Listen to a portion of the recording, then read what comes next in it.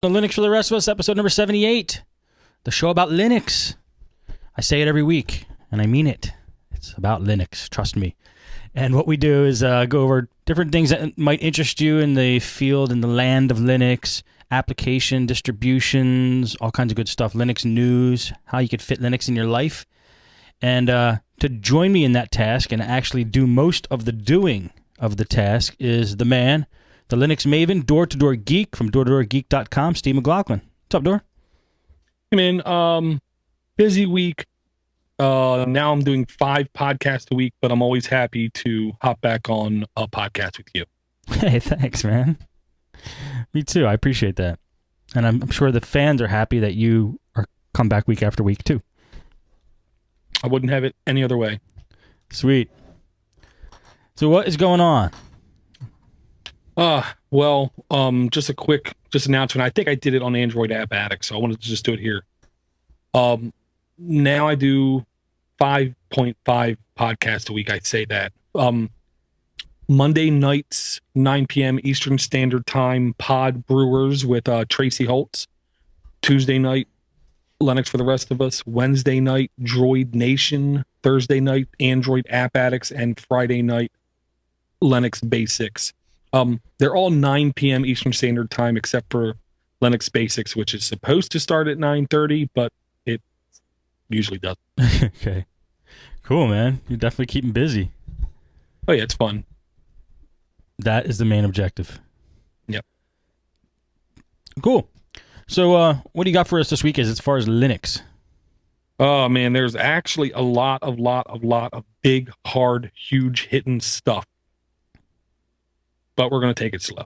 Okay. The first thing I just wanted to remind everybody about, and I'm actually reminded of this from Eric Salce, our friend here.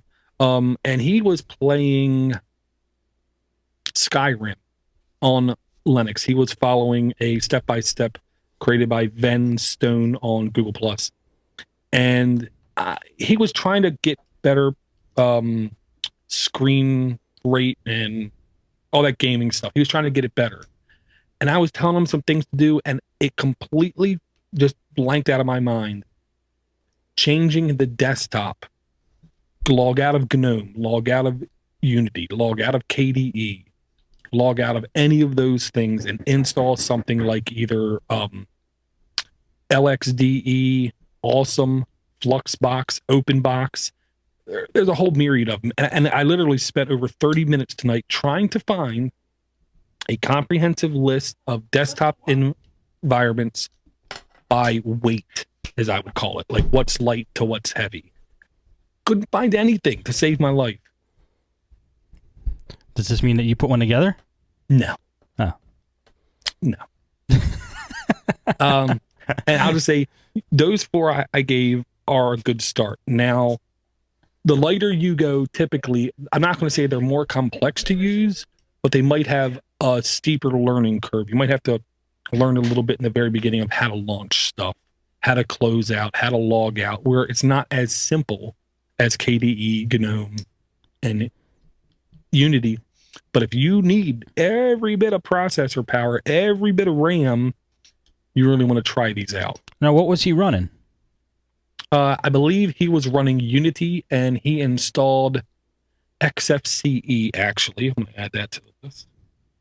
And I believe he's installed XFCE, and he said, he might have just been nice to me, but he said it was a world of difference, which to me means it was a very noticeable difference. Good.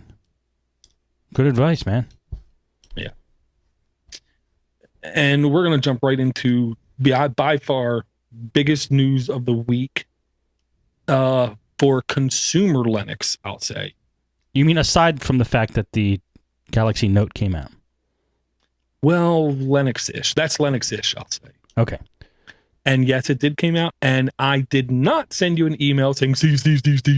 I know. I was there the first day. I was playing with it, and I just didn't buy it yet. I don't. I need to have a little influx of funds, and then it would be a no-brainer. But right now, there's no dire need. It's going to be there for a while. I'm not afraid of it going anywhere, so I'll pick it up probably pretty damn soon. Okay, segue. You know, Steve, we all once in a while worry about money.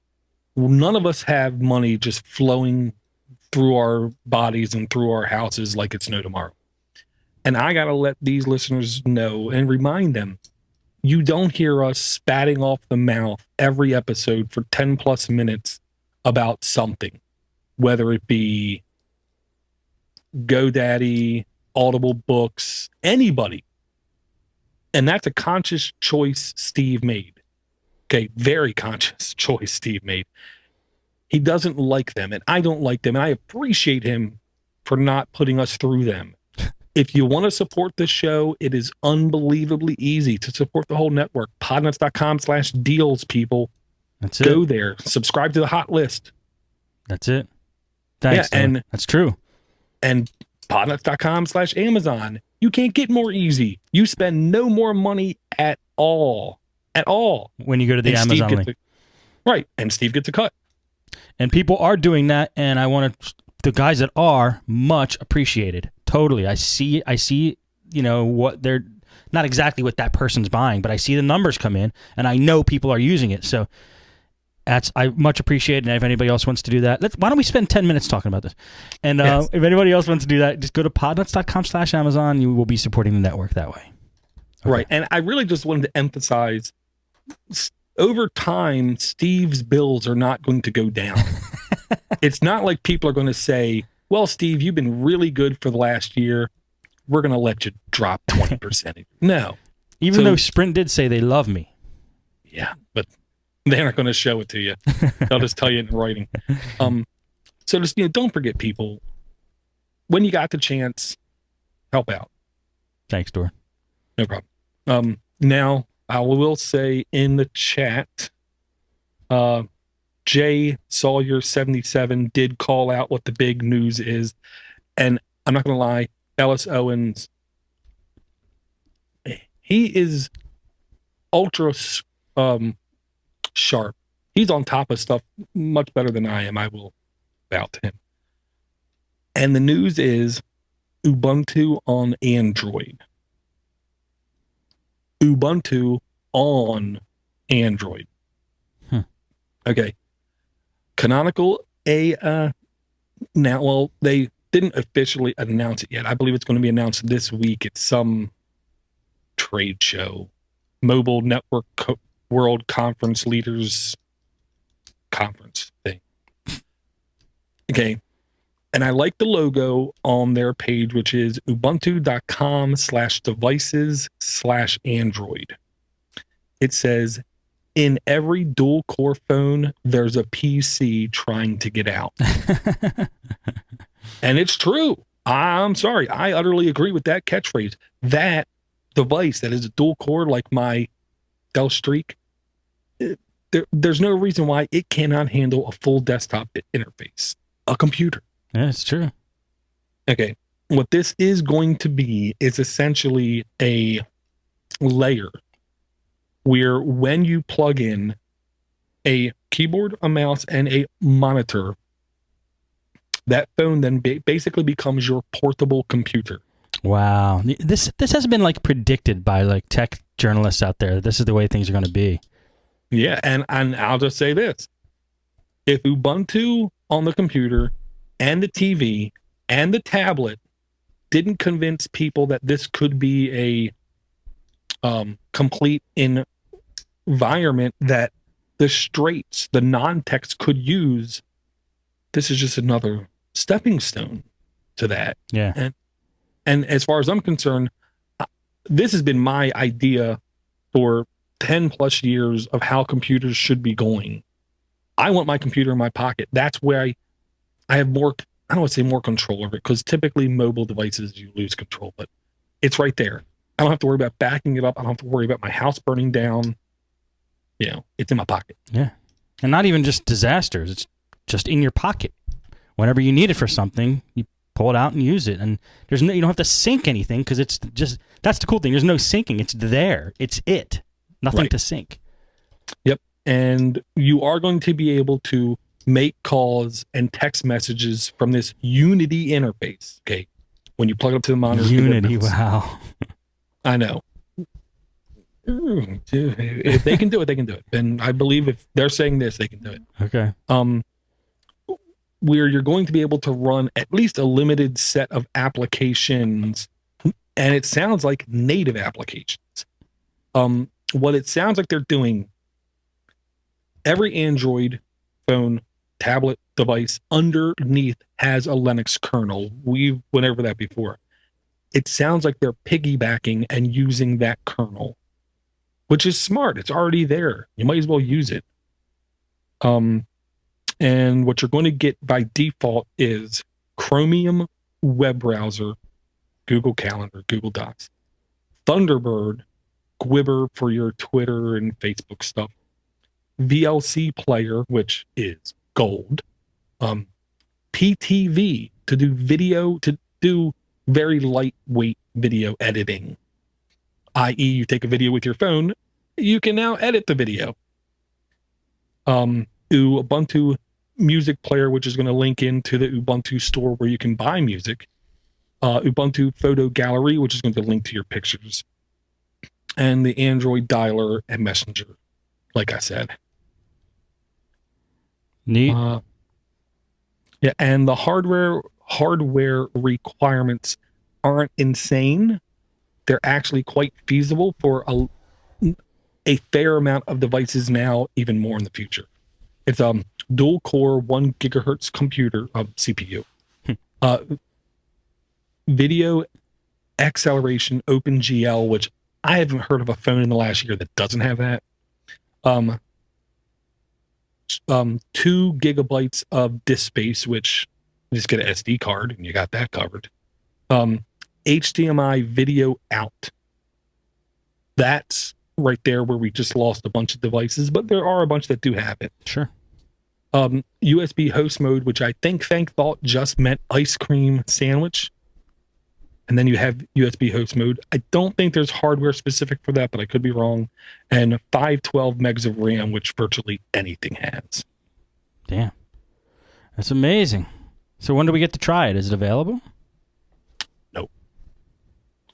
They are currently in talks with manufacturers to basically offer it to them to put on devices.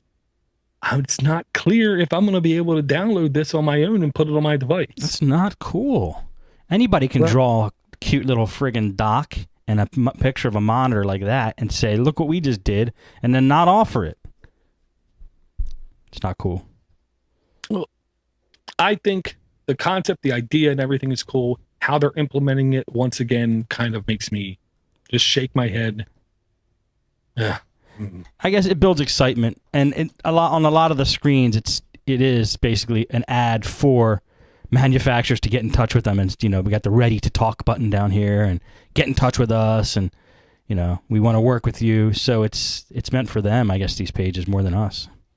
Yeah, and one thing to note, this device does say it's going to have support for Citrix, Adobe, and VMware, which really does, to me, laser point focus on enterprise users. I got you. And to be honest, it seems to me like their goal is to innovate. Their goal is to not win people over. Their goal is to figure out a way to make money. I guess so. Yeah. If I can hack it, if I can hack it on my device, I'll be happy. Cool. This is good. It's cool news. Really awesome. Yeah, and it does sound like later this week they're actually going to show it and people will be able to see it. And we'll see how vaporware-ish it looks. Right. And I will say my picture does look like it's coming in a little bit better now. It does. Not that that's good for the audience. When you started talking, it got clearer. Yeah. Magic works. Okay, the next one real quick. I have to mention because it's one of the most pretty websites I've seen not put out by a company. Okay? Because it's really easy to put out crappy websites. I should know. But Rateo killed his old site, which was on blogger.com, which was Linux Home recording.